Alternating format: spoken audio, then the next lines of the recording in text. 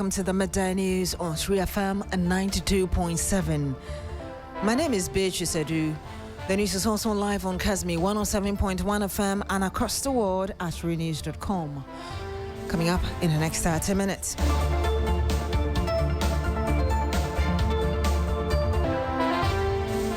Minority in Parliament accuses government of using what it describes as a disingenuous accounting arrangement that shifts the financial risk of domestic gold program onto the Bank of Ghana. We'll bring you more.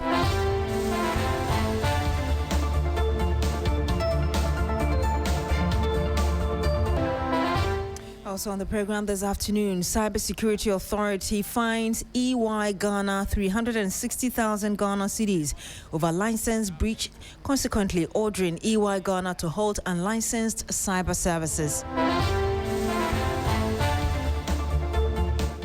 And much later on the program, Young Cocoa Farmers Association petitions President John Mahama to provide urgent clarity on key issues ahead of 2026-2027 cocoa purchasing season.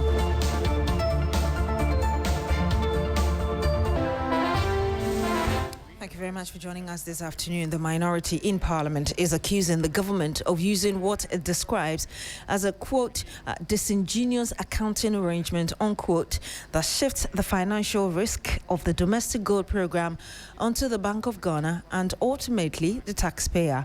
It cites the IMF's report as saying the program generated losses of about $1.6 billion, equivalent to roughly 1.5% of Ghana's gross domestic product in 2025. The minority is therefore asking whether the Gold Board program is genuinely profitable, arguing that the losses carried by the Bank of Ghana cannot simply be separated from the program's overall financial performance. We'll speak to our parliamentary correspondent very shortly, but first of all, let's hear exactly what Alexander Penyomarkin said in that press conference a while ago. What we are witnessing is a disingenuous accounting arrangement, clean on the surface, dirty in substance, and it is ordinary Ghanaian taxpayer who is left carrying the risk. That ends today. We are asking straightforward questions, and we expect straightforward answers. Who are the off-takers? Why were sales discounted? And why is the mandate to trade gold on the country's behalf producing losses the country was never told about? Now, let me deal with the numbers Ghana cannot ignore. The IMF tells us that 17% of the value of every ounce of gold sold by the Bank of Ghana simply disappeared. It vanished into the gap between the rates paid to miners and the rate used for the books. Add the fees paid to the middlemen. Add the discounts handed to off-takers. This is not rounding error.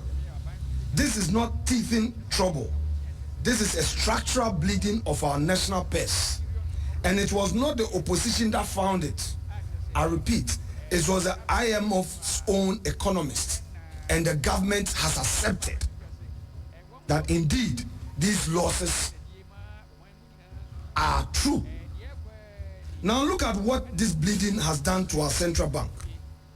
By the fund's own numbers, the Bank of Ghana's equity stood at negative 93.8 billion cedis at the end of last year. Negative 6.7% of GDP. Our central bank is technically bankrupt therefore. And the single biggest driver of that collapse in the 2025 was gold operations, Gold Board. Gold Board's own domain, 22 billion cedis. That's equivalent of the 1.7 billion US dollars in 1 year alone. Therefore, ladies and gentlemen, let's call it what it is. These losses are not bad luck. You don't trade in gold and make losses. They are not a difficult market. They expose the crass incompetence of Gold Board's management and misaligned policy of the government. No serious institution loses this much money by accident. This is what happens when an untouchable few are handed the nation's gold with no one watching. and no one willing to ask questions. Ghanaians have already sacrificed much to keep this economy standing. We tighten our belts for the sake of stability. That is why it is so painful to watch this scheme quietly give away sums that will make any right-thinking citizens weep. We did not endure hardship so that billions could vanish into unexplained spread and unnamed off-takers. Let us be honest about what $1.7 billion actually means. It is hospitals that will not be built. It is needless maternal death that would not be prevented. And you heard Alexander Apenyomarking. He is the minority leader in Parliament. Christian Yale is our parliamentary affairs correspondent. He monitored this press conference. He joins us live on the phone. Chris, what else can you tell us about what the minority leader said? Yes, so essentially Alexander Apenyomarking is accusing the Gold Board of hiding behind the Bank of Ghana to dodge accountability over the figure he quoted, the $1.7 billion loss, which he says is a real loss and not one that one could use PR about it. In fact, he essentially has challenged Gold Board's accounting procedure and is demanding answers over who bought the gold and why some sales were allegedly made at discounted prices. He has described all that is playing out as a structural bleeding of state resources. Now, one thing that he also questions is how the Gold Board could report earnings or surplus when, according to him, some transaction costs were borne by the central bank. And so, in the end of that presser, he indicated that the minority has already prepared a motion that they would file once Parliament resumes from recess to summon the Gold Board Chief Executive, Sami Gyamfi, to come to Parliament for a parliamentary probe and for questions. Now, he has already signaled the majority not to, poo-poo this one or step it aside, because I know also that in the last sitting of Parliament, in the last meeting, there were instances that some of these questions were raised and they were seeking to get responses but that did not really materialize. In fact, he makes the case, and among the other things that he said, that when you look at what the Auditor General has put out, indeed, the minority would admit that it is the Auditor General that has conducted its audit, but they are of the view that the Auditor General was not granted access to the full picture or the full problem at the Gold Board. And so if the Auditor General knew that the cost of the Gold Board transactions were borne by the Bank of Ghana, then it wouldn't have declared a surplus in its accounting reporting. And so these are the issues that the minority has raised concerning Gold Board. We know that already there's been some level of response already, because then the minority leader, even before this press conference, had been, speaking on some platforms and been speaking about this, and there's been some responses from the Gold Board, which has been trying to clarify what the purported losses mean and what really is accounting for them. Indeed, because yesterday there was a statement put on the X page of the CEO, Sami Gyamfi, indicating that the Gold Board made profits of about 907 million Ghana cedis or dollars. And so the minority leader, I heard him, Alexander Apenyomarking, I heard him say that perhaps the only reason that the Auditor General might not have cited that was because it didn't have the full picture. How did he reconcile it with what he claims he has as facts?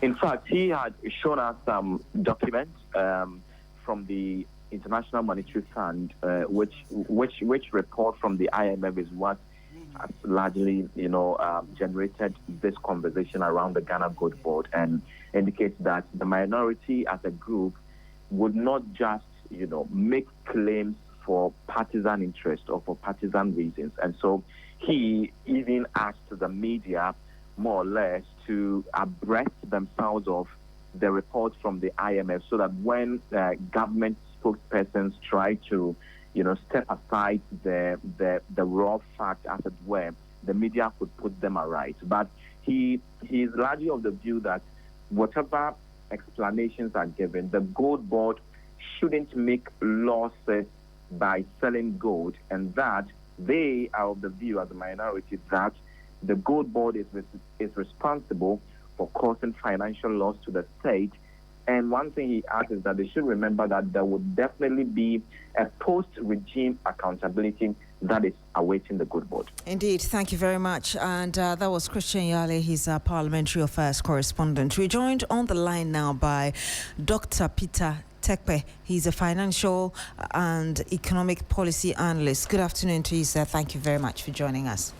Good afternoon, and thanks for having me, and good afternoon to your cherished listeners. I want to believe that you had the opportunity to listen to the minority leader, Alexander Penyomarkin, a while ago as he led his group in that press conference. And indeed, he's interpreting the IMF's reported $1.67 billion loss as evidence that the domestic gold purchasing program is fundamentally flawed because it's bleeding the public purse, as it were. Will you call that a fair interpretation of the facts we have on our hands? Well, I think that we are confusing ourselves with this whole gold board financial, report. And it appears that everybody is interpreting it from what he or she is taking from the report. Every institution is being audited.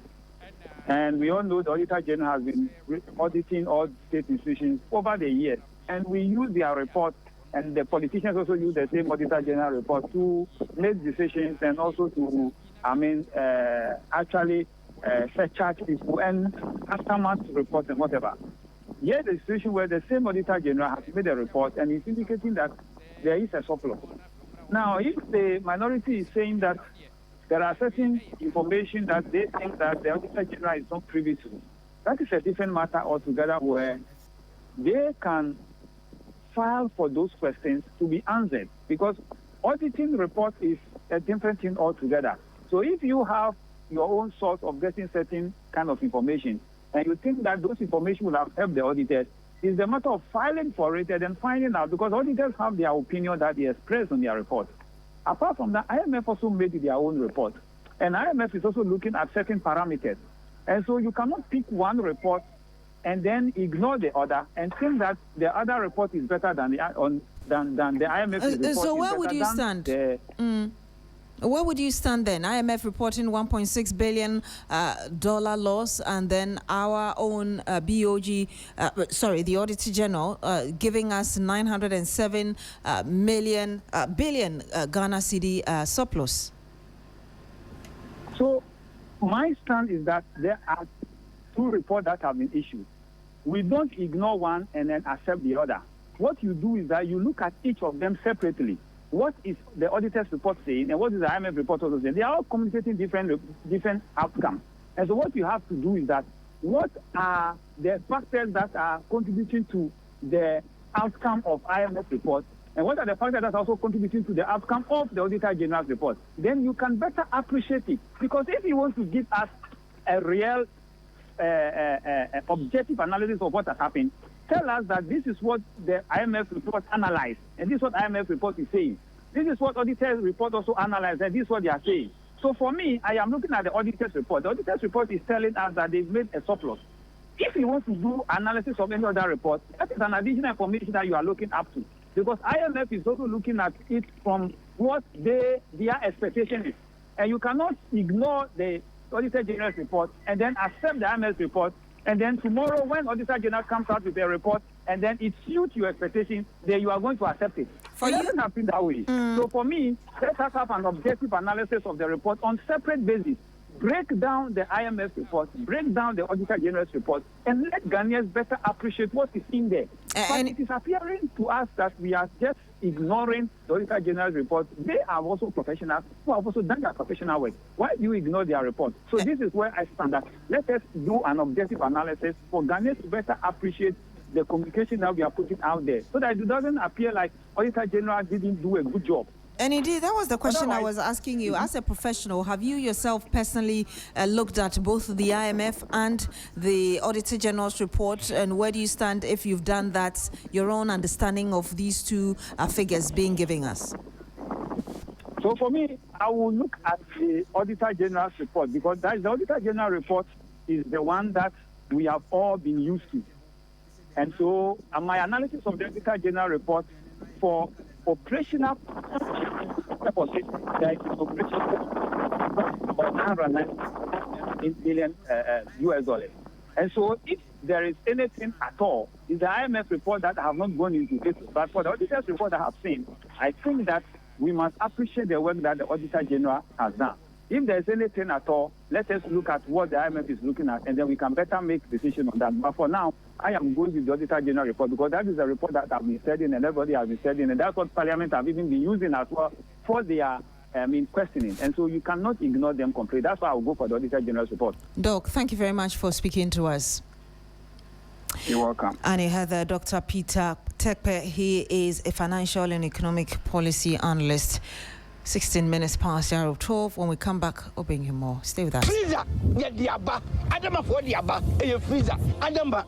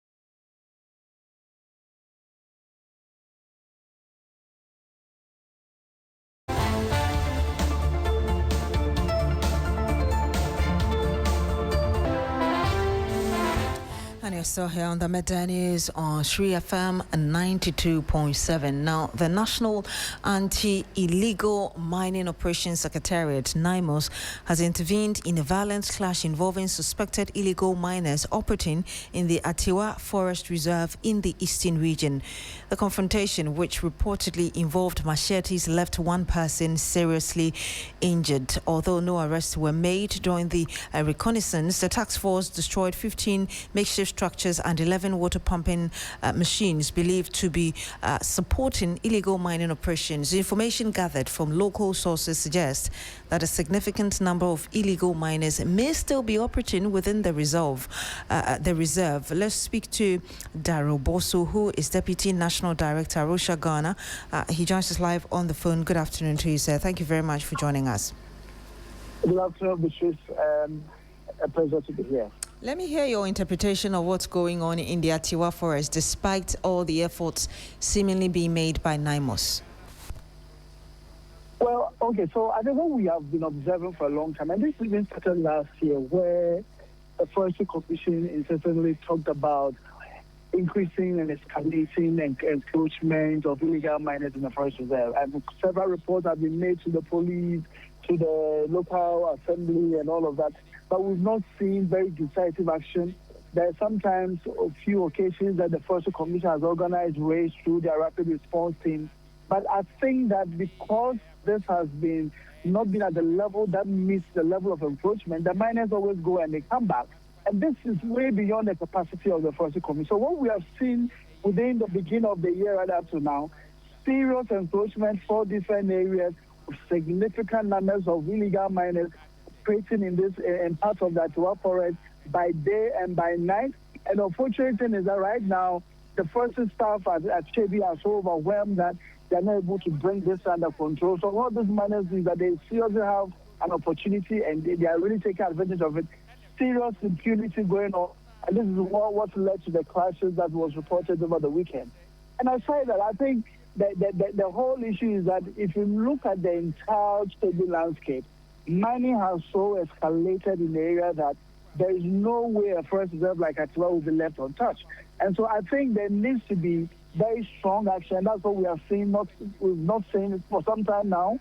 9 months is on the ground, but we don't think that they have the necessary manpower and the logistics to be able to handle the kind of menace that we are seeing rearing its head within that particular area. So I think that the forest is just receiving more of a collateral damage now with all the illegal mining going on in the area, and the forest being a ripe area for them to also go and mine. They are just taking advantage of it. What will it take for NIMOS to have what it takes to fight them? Because we've long known that these illegal mining sites have serious weapons being used by the operators. Oh, definitely. And I think that that's what NIMOS came for. They have the capacity, they have the manpower to really deal with it. I think what is missing is that NIMOS had a strategy to deploy permanently to places or forest reserves that have this kind of challenges. So at Atiwa Forest, for example, we need some permanent deployment of NIMOS teams in all the 4 locations where miners are accessing the forest, be there for nothing less than 3 months, actively on the ground, ready to arrest and confiscate equipment and destroy them and prosecute them as a follow-up. Until that is done, these miners will see that no action is sufficient, so they will keep going back. And this is where I think even the forestry staff are really complaining about. They are doing their best, but the numbers now is overwhelming. They cannot deal with it alone.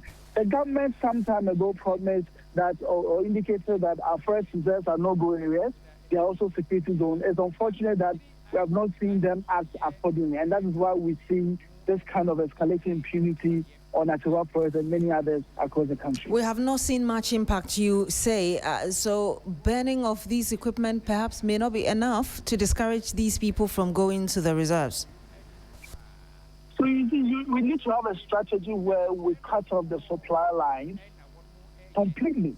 If you burn the excavator today, you leave and you go back to Accra, the guys will go back. These guys are undeterred. They are not deterred in any way. Once they know that there's an absence of enforcement and compliance, they go back to this side. Until we have permanent teams located in these areas for nothing less than 3 months to cut off the supply completely, deprive these people of the fuel to mine and also of equipment and logistics, even go after the campaigns, there's no way we are going to resolve the situation. Thank you very much, Mr. Bosso, for speaking to us. It's a pleasure. Thank you. And you had Darryl Bosso. He's Deputy National Director for Arusha, Ghana. Now, the Cybersecurity Authority has fined EY Ghana 360,000 Ghana cedis for providing regulated cybersecurity services without a valid license. The CSA says EY Ghana continued to provide cybersecurity services, including services to owners of critical information infrastructure, despite repeated directives to comply with the licensing requirements under the Cybersecurity Act 2020. The authority says EY Ghana was directed in March this year to apply for a cybersecurity service provider license within 15 days, but failed to comply with 3 separate regulatory directives. The authority again says that the conduct breaches Section 49 and 92 of the Cybersecurity Act, which prohibits the provision of regulated cybersecurity services without the required license. The 360,000 Ghana cedi penalty represents 10,000 penalty units for each of the 3 instances of non-compliance, with EY Ghana given 14 days to pay. Now, the Young Cocoa Farmers Association has petitioned President John Mahama to provide urgent clarity on key issues ahead of the 2026-2027 cocoa purchasing season. In a petition dated August 17, the association said farmers remain concerned about the financial difficulties experienced during the 2025-2026 season and the uncertainties surrounding the new season. The farmers claim that many licensed buying companies and purchasing clerks lacked adequate funds to buy cocoa beans during the minor season, making it difficult for farmers to sell their produce and access much needed income. They say the situation is also affecting their ability to finance farm maintenance, support their families, pay school expenses, and meet healthcare costs. And we'll bring you some more on it. 24 minutes past the hour of 12. This is still the Midday News on 3FM 92.7. Stay with us. We're back with some more.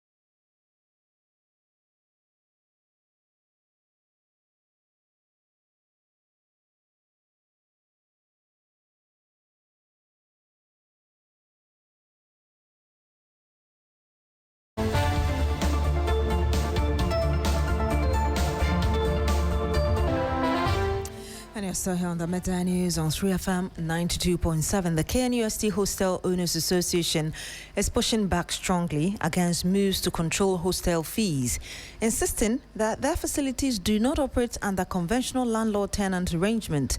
The association says that any attempt to impose blanket rent controls could threaten accommodation for thousands of students.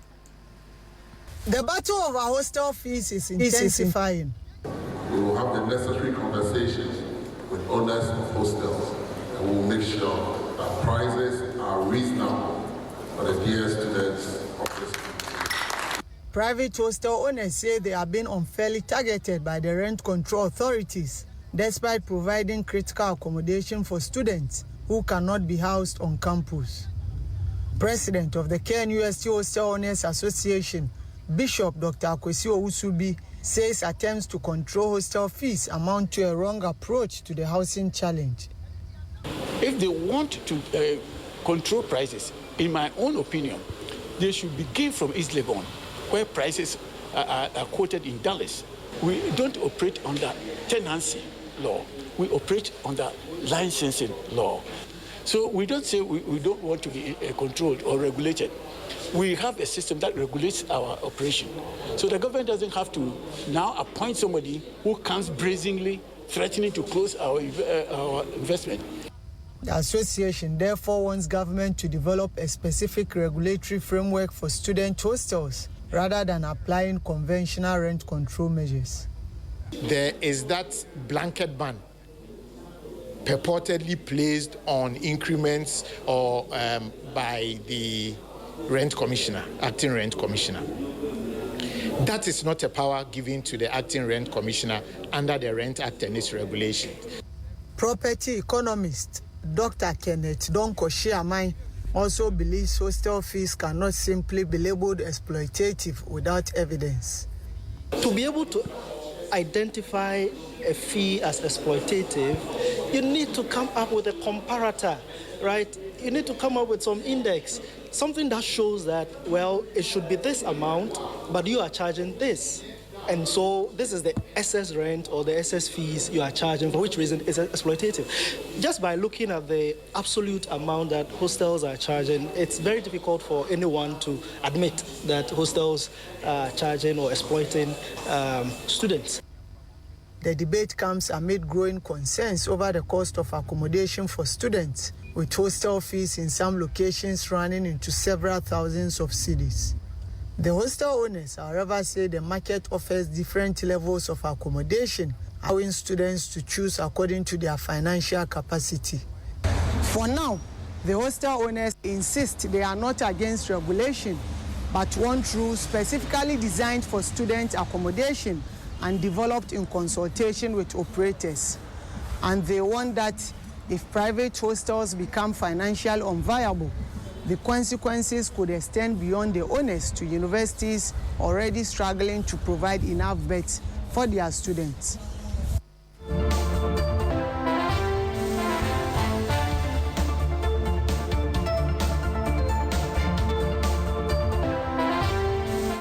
Ibrahim Abubakar brought us that report from the Ashanti region. And that's it for the Midday News here on 3FM 92.7. My name is Beatrice Edu. Thank you very much for joining us on the program. Log on to shrinews.com for more news.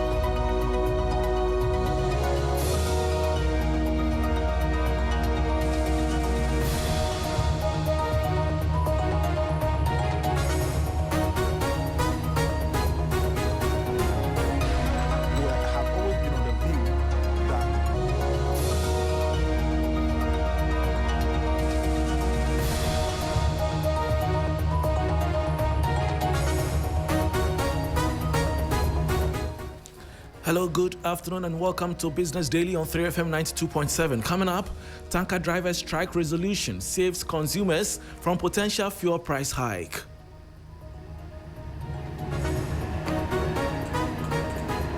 We must commend the tanker drivers association and their mother union, which is a tanker owners union, as well as all stakeholders involved. Also ahead, Bank of Ghana steps up regulatory preparations for non-interest finance as it inaugurates 5-member advisory council for safe and sustainable alternative banking markets. The bank is also developing an internal supervisory operational manual to support effective regulation and supervision of non-interest banking institutions. Plus, Association of Ghana Industries, AGI wants electricity bulk billing reversal could force businesses to downsize. We have always been on the view that these special arrangements are going to cushion industry to grow. I am Bismarck Kausa. Will bring you details of our headlines and other stories shortly. Please stay.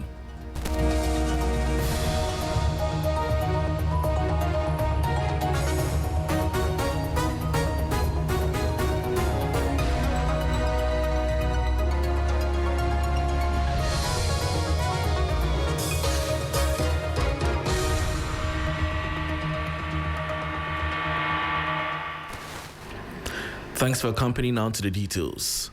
Resolving the tanker driver strike protects consumers' pockets. Ghana's downstream petroleum sector narrowly avoided a major operational disruption this week, saving consumers from potentially steep fuel price increases in the near future.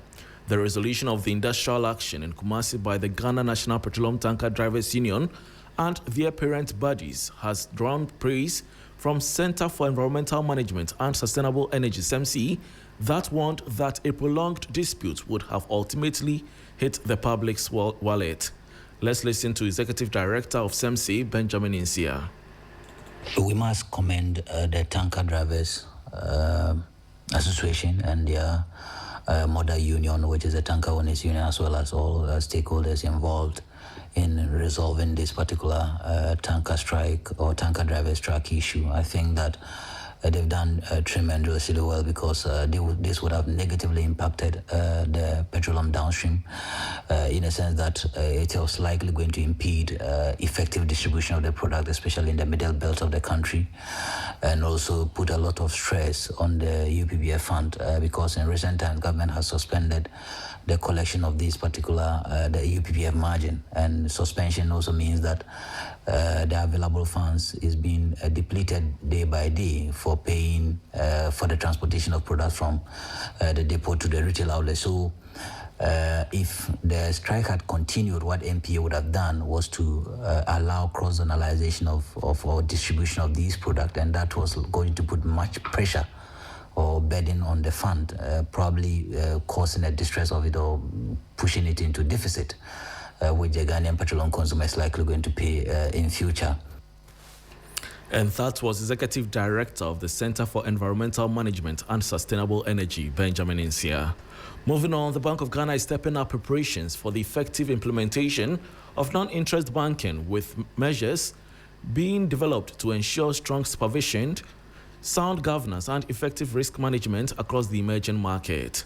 Speaking at the inauguration of a 5-member Financial Advisory Council in Accra, Head of Banking Supervision, Dr. Ismail Adam, says the central bank is developing an internal supervisory manual to guide staff in regulating non-interest banking institutions consistently. As part of our commitment to establishing a strong governance structure for the industry, the bank appointed a 5-member Council in June 2026. The Council will provide independent advice on matters relating to compliance with non-interest banking principles and support development of the industry as a whole. Our main purpose here today is to formally inaugurate the Council and benefit from their expertise and guidance on its members. The bank is also developing an internal supervisory operational manual to support effective regulation and supervision of non-interest banking institutions. This manual will provide detailed procedures and guidance for supervisory staff to ensure consistency in regulatory oversight. As we move from framework development to implementation, our focus will be on strengthening industry capacity, which is key, enhancing stakeholder engagement, promoting public awareness, and attracting investments into the sector. Dr. Ismail Adam is head of banking supervision at the Bank of Ghana. Meanwhile, advisor on the financing model at the Bank of Ghana, Professor John Gachi, said the council's composition deliberately combines local expertise with international experience while ensuring representation across professional backgrounds and gender as Ghana builds capacity to support the emerging non-finance or non-interest financial sector.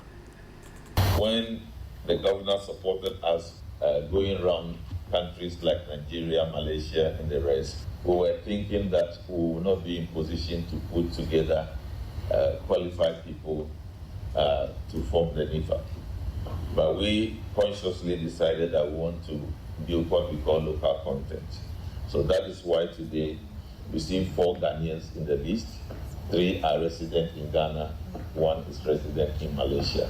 That was done consciously so that we can create opportunities to build capacity for the industry. Then we also considered cross-border learning.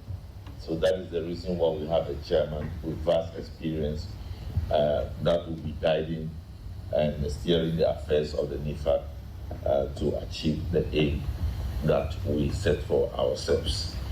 Then the third underpinnings of the selection is religious neutrality. And that was advisor on non-interest banking and finance, Professor John Gachi.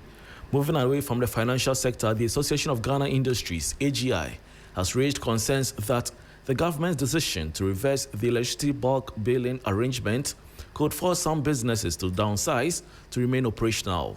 Speaking on Business Focus, the Greater Accra chairman of the AGI, Chonam Akpelu, said the move has already increased electricity costs for some members by about 46% this year.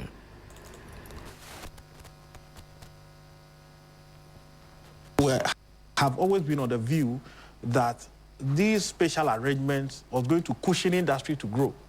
And so for us to be almost in the middle of the year, and then all of a sudden, we now wake up to a situation where the cost of this specialized arrangement is going to go up about 40%. We believe it's not fair to industry, especially with the situation that only a handful of these companies involved are consulted. A lot of them, they just wake up one morning and realize that the cost of power has gone up. And our view is that this is really going to affect industry in a big way, especially that the cost of power constitutes about 30% of the overall production. And it will not only end there, it would go to affect the eventual final consumer, and it will affect industry in many other ways. I can imagine that there will be unemployment as a result of that, because people have to cut down production as a result of this high cost. And that was Greater Accra chairman of the AGI, Chonam Akpelu. Meanwhile, senior lecturer and financial economist at the University of Professional Studies, Accra, Dr. Eric Bwachi-Yadom, stressed the need to address inefficiencies within the Electricity Company of Ghana, ECG, rather than further burdening businesses that are already compliant. Time and again, ECG in some reports and other recognized bodies reports have stated that the inefficiencies in the power sector is high. Power that is lost in transmission, those that are using utilities and power, they are not paying for it, it's keep going up. So I'm not sure it is fair to pile the inefficiency and those who don't pay for power. We should pile it on the few that are loyal or attempting to contribute their bit. So I think we should find ways to reduce the inefficiencies in the system. That is one of them. Another is to be able to have a strategic plan to wean some sectors off the national grid by promoting solar.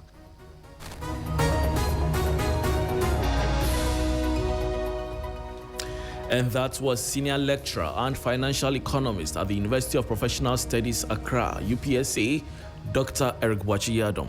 And that brings us to the end of Business Daily on 3FM 92.7 with me, Bismarck. Also, for more business stories, please check out our website, 3news.com. Thanks for your company.